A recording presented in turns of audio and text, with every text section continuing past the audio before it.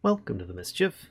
I'm Valen, and this is Vintage Story Unearthed 119. Today, I figure we'll be continuing on with a few more things we've been working on before, but also we might go into some, shall we say, untouched territory. And by that I mean kind of animal trapping. I figured I might give myself a test with that. If you recall, let's see if I actually have any in here.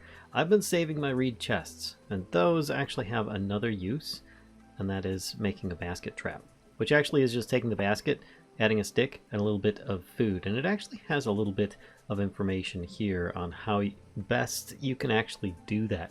And I have to admit, I've never actually done it besides just a couple times in creative, so I figure we'll give it a go and see if we can potentially get a few more critters for our farm. As well as I'm planning on moving some of the crops that I have. And to give you an example of where things currently are, let me actually climb up this hill here so that we're at the very tippy top here, just above our little splayed out section of a base. Doesn't even have walls as of yet, but this is the old farm here, plus that little vendor that's out next to it. And I'm kind of thinking that's a little far away. I'd rather have something a little closer. And I might also have another access on the back side of this so that I have two ways of getting up and down from the base. So I was kind of thinking maybe this area here, it's relatively flat. I could take out this little lumpy bit here and maybe that little lumpy bit there. There is an entrance to some kind of cavern that I have no idea about down below. But I feel that this being slightly raised means that I can just put some fencing around it and it'll keep out any critters. Plus, I can then just put some area for my new cropped area. And I'm not too concerned about planting things late.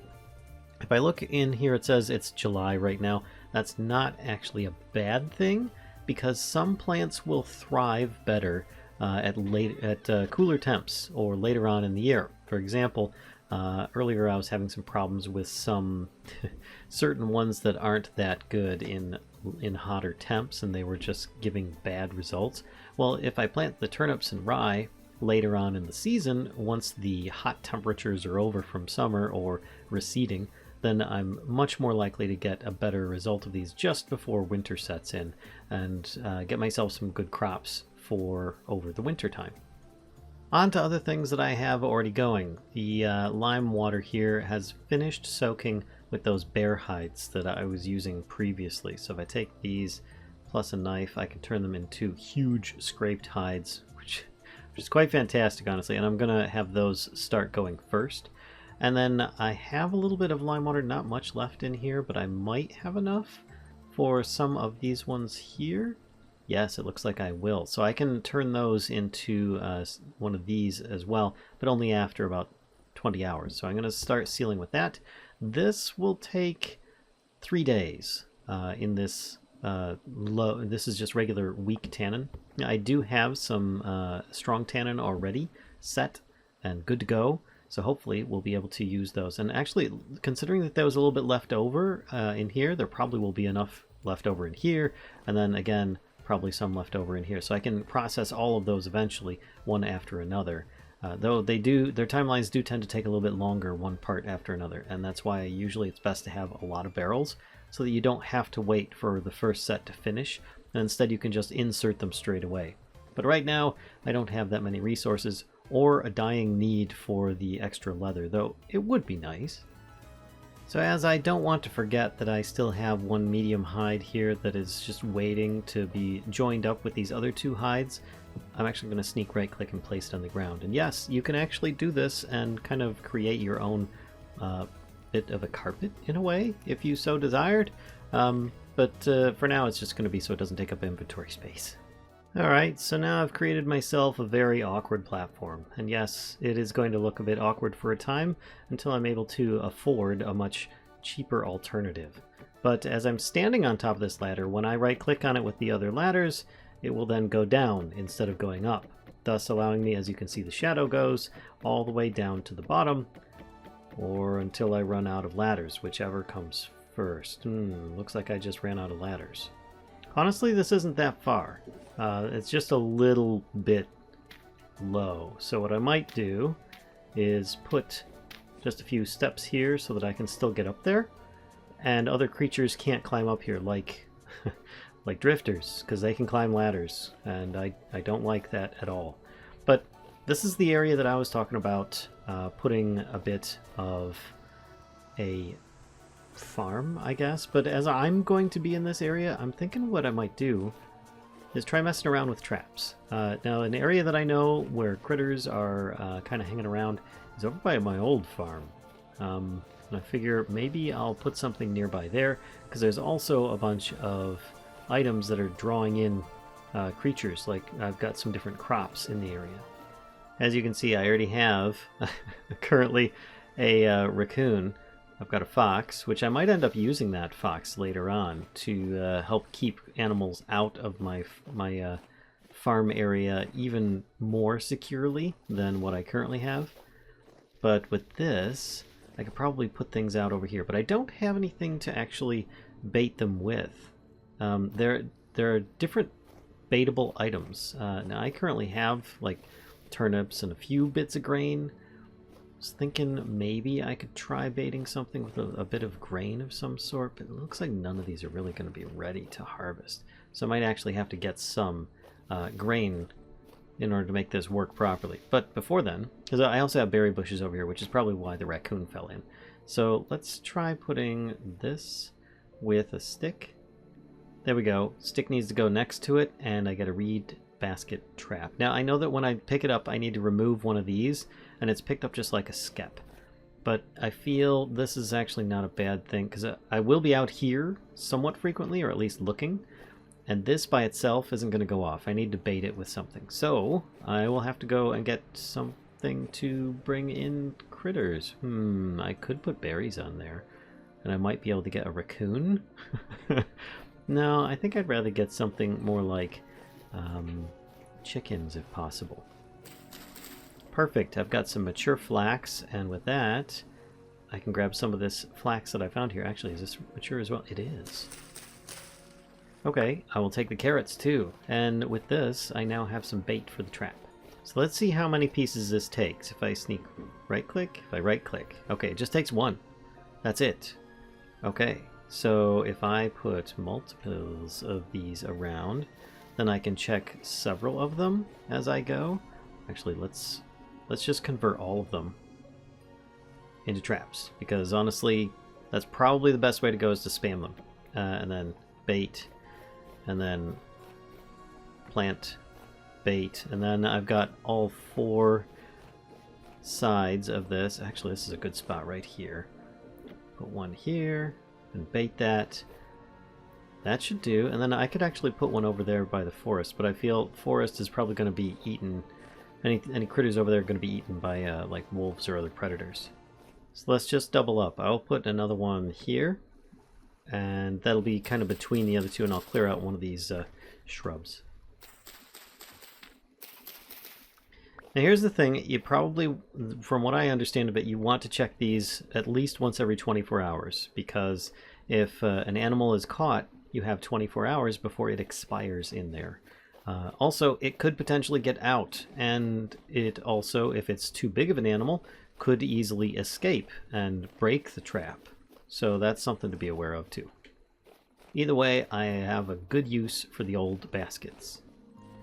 So as you can see, there is a little complication under the area where I am looking to have a farm, but there's no reason why I still can't have a bit of dirt down below, preventing any kind of issues popping up. I could also just kind of block this off if I'm concerned that much about any kind of drifter infestation, but I also don't want to lose this area at the moment, because I think I'm kind of interested in like exploring this and seeing what it has to offer. For now though, I'm just going to put down a bare layer of soil so that I don't fall through.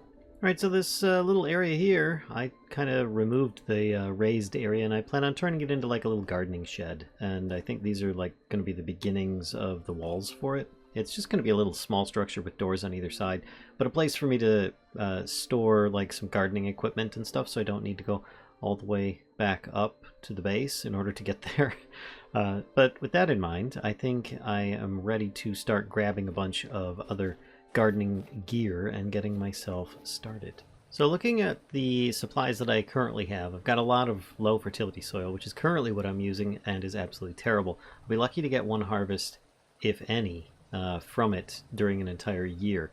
Medium fertility, I will definitely get a good harvest from stuff, but I have a possibility of getting a second one if I'm early enough and depending on the crop. Whereas high fertility soil, there's a very good likelihood that you can get 2 harvests out of that. So I think that's pretty much what I'm going to be going for here. And I just want to empty out my inventory of a few other things real quick. As before, with my saw and some walnut logs, I'm going to make a whole bunch of wood, then use that to make myself a bunch more sticks, which that should give me a lot more, or actually sticks and the boards in order to make a whole bunch of fences. Sorry, not sticks. I need the sticks, this is what it is. There we go, 2 stacks should do it, and it still leaves me with a little bit of sticks left over here, plus I have some backup sticks in my wood chest here, just in case. And something that you might find interesting is that if you hit F5 and go into like the over shoulder view, if you want you can actually hit F4 and clear away the UI. If you right click on your bed, you can actually see how the night will transpose, will progress just by watching from this perspective. Now if you're indoors or something, you're not going to see the sky moving quite so cool like it is now, but you might be able to see things like the sun coming up and stuff like that. It's really cool. I really love how you can do that. And then of course just hit F5 a couple times and F4 to bring your UI back up, and you're good to go. And it's a good thing that I had a nap, because with the added daylight, it's unlikely that any drifters are going to spawn from rifts like this that are currently forming in the area out on the surface. It's possible that you still might get some like in darker areas, but for the most part it should be relatively safe. So now I just need to plan out the area that I want to actually put the crops in, and then just kind of fence it in to keep it safe from any kind of predators. Alright, so I think I'm going to start with this. Now, it's not exactly going to be perfect, but it is something that should work, and I don't think I'll need to move the dirt around. If anything, I might move the boundaries and expand or something along those lines with it. But if you notice, I've got a block, space, 2 blocks, space, 2 blocks, etc. This is me just trying to take advantage of water as much as possible and keep the farmland moist. So if you want, you could have it like run down in like lengths of water, or you could just have 1 block here and then go a couple blocks and do the same thing, just poke another hole, and then each of these represents watering spots that will keep all of the neighboring blocks that are within 1 space of this hydrated as much as possible, provided that it's not like raining or you actually like adding any kind of watering can result to it. But this should pretty much keep things pretty well hydrated and maximize the amount of space that I can fit all of my crops at the same time. There we go, I've got the basic shape. Now it doesn't mean that things can't get in. Obviously I need to kind of clear away a bit more of this soil and stone, but it should be a good starting point. Then of course I want to have my gate doors on both sides that I'll likely be entering or exiting from. Then I just need to make sure that I plug the areas underneath where the water is going to be, so that I can make sure that it will not just run down underneath. I don't like it being drippy.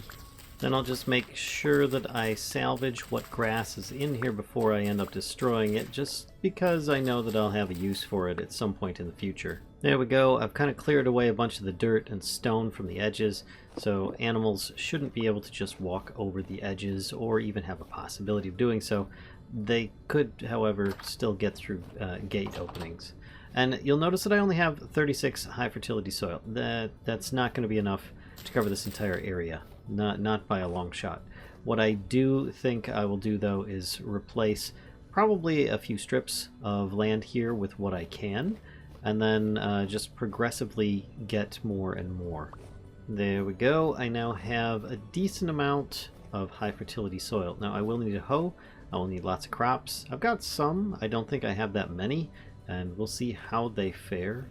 Preferably, it would be great if I had flax to put on here, but I realize I also need food as well, and I only have a little bit of this stuff. So I might start making myself a tool in order to actually start, well, placing things down again. Now in this case, I don't have any water in these as of yet. I left my bucket upstairs, so I will go and get that. But I'm going to till all of the soil here. And I don't just mean this high fertility soil. I'm going to till the rest of it too. Now, why would I do that? Because that's just going to waste durability, and I'm not even going to plant anything on that other stuff. Basically, fallow land can be useful for growing other things, even if you don't plant anything there. You can start growing your own healing herbs, as well as different grasses and things like that. But none of them are ever going to actually be the tall grasses that will spawn animals or anything like that. So with that, I can at least start growing some of the basics. Now, if you break any farmland, in this case, let's put this down. I will show you. I will till it, and then if I try breaking it, it won't actually drop anything. It just turns into nothing. The reason for that is mostly a game design choice, and that is so that you don't end up resetting the nutrient levels in each of the blocks. Instead, you just have to pretty much commit to the fact that you're going to use this soil or you're not. And there we have it. One fully tilled field. It took me 2.5 flint hoes in order to do so. But I still have some of this stuff down in the holes. I need to get some water down here so that the stuff doesn't grow back on at least those ones. Let me go get some of those. Some of that. Looking at the animal traps, looks like nothing has been activated as of yet. So I wasn't really expecting much to have happened. But at least I am remembering to keep up with checking on that. So there is something else that I can do with these boards that is going to be useful in my farm. I believe I can make a bunch of walnut slabs. I need 12 because those are the number of spaces I have for the water. I'll put the rest away. But just because wood slabs place really strangely. A cube, you just place it down and it's a cube no matter what. But slabs, it all depends on where you're looking at on the block. If I aim at the back middle, it will stand up. If I aim directly at the middle of the block, it will lay it flat down. If I aim at the middle of the block and like this, it'll do that, you know. So once you're used to those mannerisms, it can be really it can be just fine. But if you're in a hurry and placing things or placing things from a strange angle, it can be very awkward to actually place this when you want them all to be in the same way. That's because you can actually pre-craft them into the placement that you want. It sounds a bit strange, but it's more a game mechanic than anything that's immersive in this case, just more convenience. So if you take your slabs and you place them in here, you can craft them into slabs that will not actually stand upright. They will always lay flat. So that's something. You can also then recraft them again and turn them into something that will then stand up instead of laying down, and then do it again in order to get them back to where they were. So that's just kind of a convenience thing. I thought it was really great that this is even an option in the game, because you can place slabs a lot more immersively than you could in other blocky games. Alright, so I have my bucket of water, and if I place down this block, even if I look at the bottom or down here, I can then place the slab on top, and then I can walk easily over top of it instead of accidentally falling down in any of these. Plus, it gives the added benefit of not needing to worry about things kind of freezing over in the wintertime. So let's hold control, right click, and this is now a waterlogged slab. And I can right click again just to get a little bit more. And to give you an idea, basically that's the same thing. And yes, I can get my water back from that spot so that you know it's actually there. In this case, I'm just going to run around and refill all these water spots a little bit simpler so that I can visibly see them first. Now, if you want to take advantage of this idea and make it look a little bit nicer so that you have the water visible instead, you could always put the slab at the bottom, and then that should stop it from freezing as well. And it will still give you that immersive water event that's in place there instead of having it at the top. But personally, I like to just be able to walk around on top of them and not lose any items down in there. Not that you really would lose them, but it is nicer this way for me. There we have it, one fully wood boarded up area. Now I could add a second layer of fencing, and I may do so, but for now I'm not as bothered with it. What I do want to do though is drop off some of the items here. I think I'll just start off with a simple chest and my hoe next to it, so that I can start organizing all of the different seeds and stuff. Also maybe even have a watering can over here for when I feel like watering these things a little bit more to get them that extra tiny boost of speed.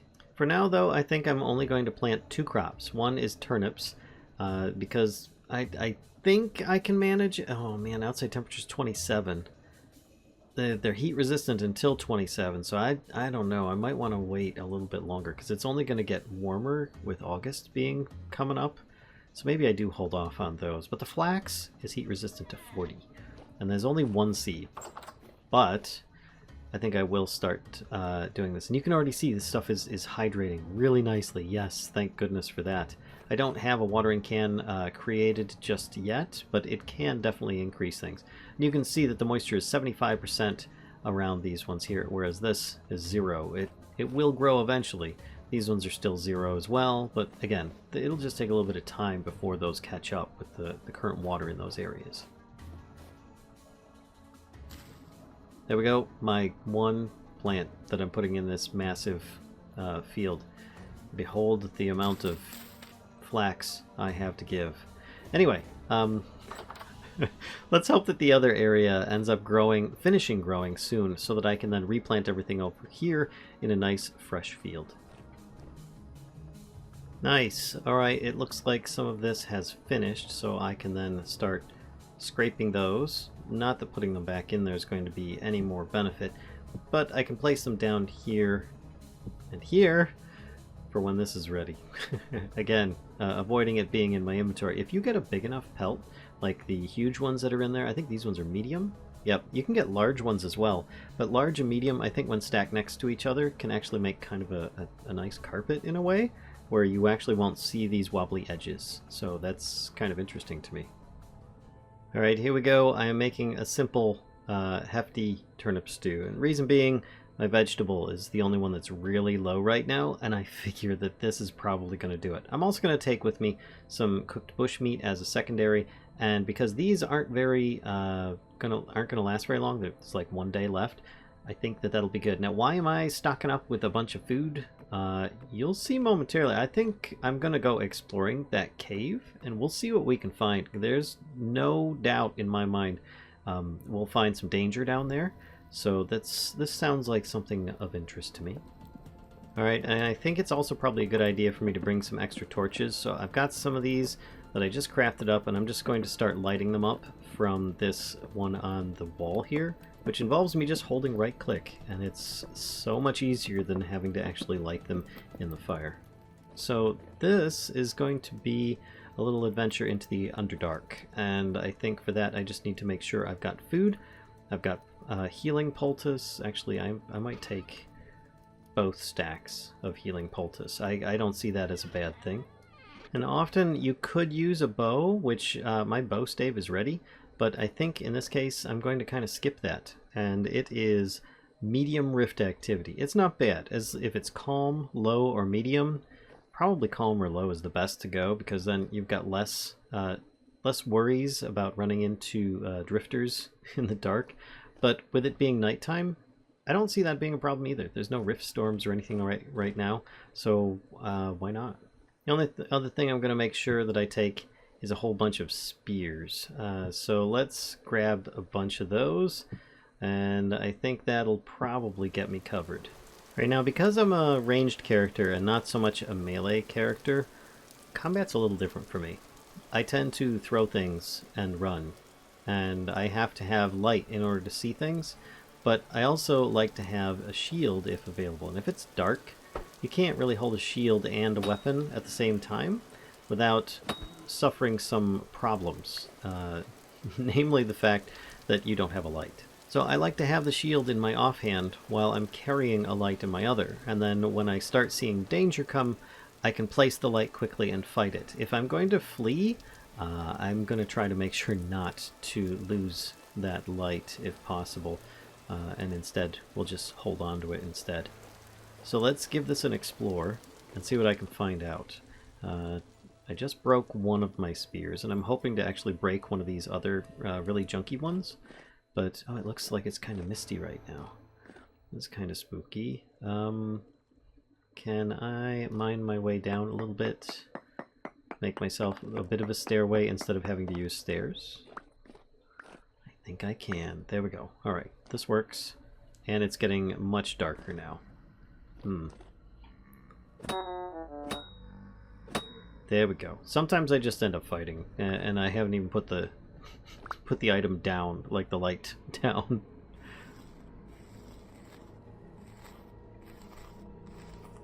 Oh, and here we go. So in this case, if I place the light here, then I have the option of actually fighting these guys without much problem.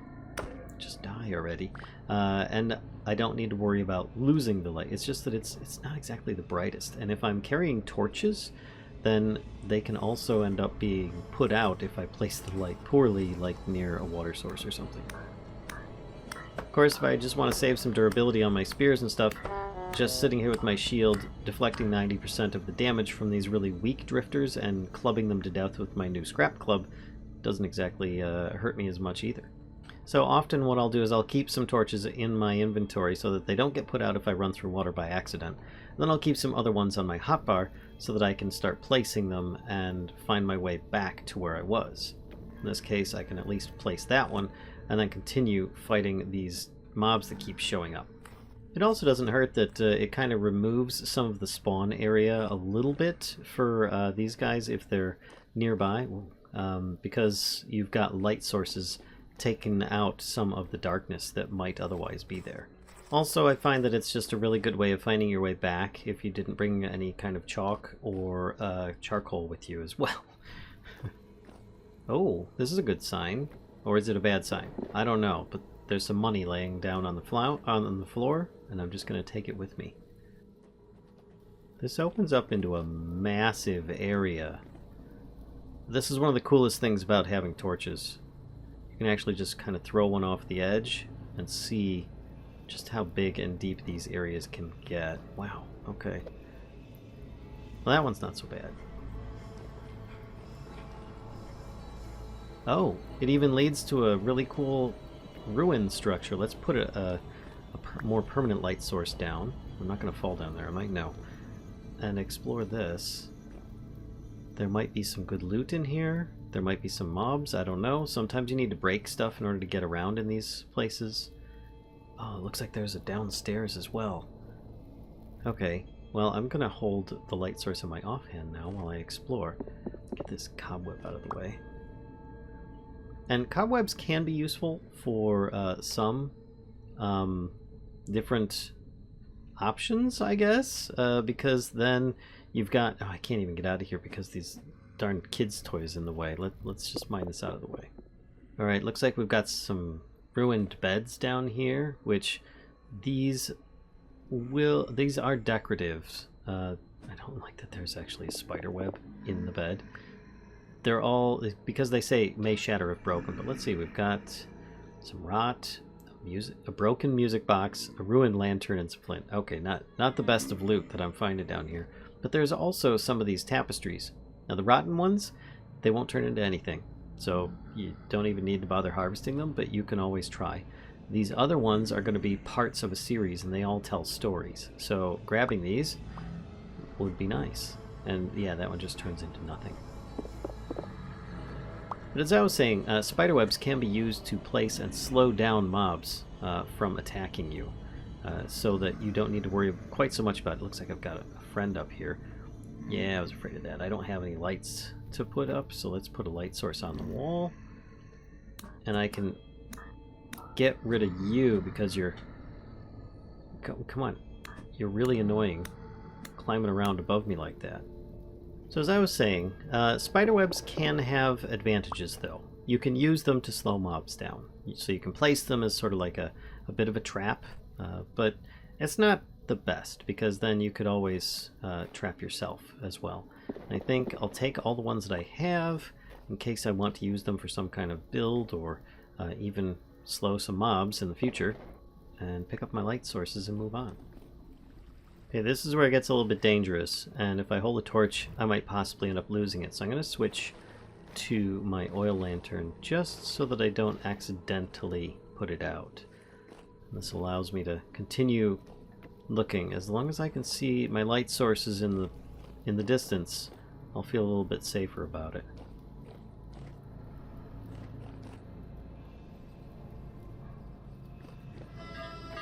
Oh, that's not a good sign. That's definitely not a good sign. That's time to go. That's a bell. If you're not familiar with a bell, it's one of the most terrifying creatures there are, because when it does that, it starts summoning in. It is basically a mob spawner and will not stop until dead, or you just retreat far enough. And in this case, I retreated, and hopefully it will stop. It's probably not going to despawn anytime soon, but what I do understand is that this is a little bit more dangerous than what I think I'm ready to be equipped for here. That's bad, because it can spawn some serious mobs, and I am not decked out for that. Speaking of, look, there's a chicken. So maybe I need to bring some of those animal traps over this side instead of the old farm. Alright, so let's see. This currently has stuff in it. If I break it, I get everything back. Excellent. Okay, so that's what I'm going to do. I'm just going to break it. Hopefully catch myself some chickens. So as I came out from the underground here, I saw the chicken running off in this direction. So I'm kind of thinking I might put a few traps in high visibility places where I can see them, and maybe lure in a chicken. Let's put it... No, I don't want it facing me. Let's put it there. Put some trap in it. That's actually not visible at all for me. I don't know why I've placed it there, but it'll have to do. I will still have to check it. And then I'll put one... I'll just keep it in a line. That's actually not a bad plan. Keep that one there. Put some food in that one. Put this one... Oh, I don't want it right in front of the fence, because then creatures could potentially use it to climb on. Instead, I'll put it over here. And as it's next to my farm, should be down here somewhat frequently in order to find this stuff. I'm never going to see that again if I don't put a marker there. I should probably marker these things on my map, but I think for now, this will have to do. There we go. So I've got several traps, just kind of like making a big line here, and hopefully I'll get myself that chicken or some other chickens. Yeah. So something else I didn't show that I can do with the mod that I have, CarryOn. It allows me to pick this stuff up, albeit at a very slow speed, and place it down when I'm ready in a spot like that. There we go. Just smoosh that grass. So taking the rot out of here, I now have a decent amount. I mean, I don't have historical amounts or anything like that, but I've got some rot. This can be quite useful for making compost, which then in turn can be used for making terra preta. Now 64 liters will make 16, so 34, that probably just makes 8 pieces. But terra preta, this would allow me to make probably 2 pieces, maybe if I stretched it with some charcoal and some high fertility soil, I could double that, but without it, I should be able to make some. And terra preta is even better than the high fertility soil, which, you know, fertility when tilled is 65%. This is at 80%, so this is like legendary stuff here that you really want if you're interested in growing crops. But I often will wait until I've got about 64 of these in order to put them in a barrel, so it's not really going to be quite as useful just yet. So there was another item that I had on my agenda for today, and that was to actually go looking for bees. Probably should have started that sooner, because now with it raining, it's very difficult to actually hear them, which is the #1 way that you'll find bees out in the wild. So hopefully we'll be able to find some in the not too distant future. I don't think I have any on my map that I've come across as of yet. Typically, I just find them whenever I'm walking through forests, but as I've walked through this one quite extensively and haven't seen any, I may end up going further afield to other forests looking for them. hoping that I will have better luck. But it's also a good idea to have a bunch of flowers in preparation, so maybe I'll do that next time. And so I think with that, I'm going to call it here. I feel I haven't progressed quite as much this episode as I have in past ones. More or less, I just made a new farm. I did a little bit of exploring down below, finding myself way outmatched for the monsters that are down there.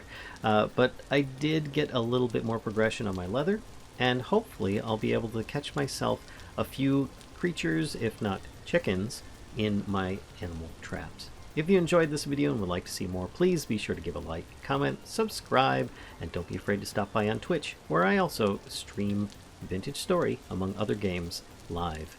We also store those videos on our secondary YouTube channel, Mischief of Mice 2. Until next time, folks, I'll see ya.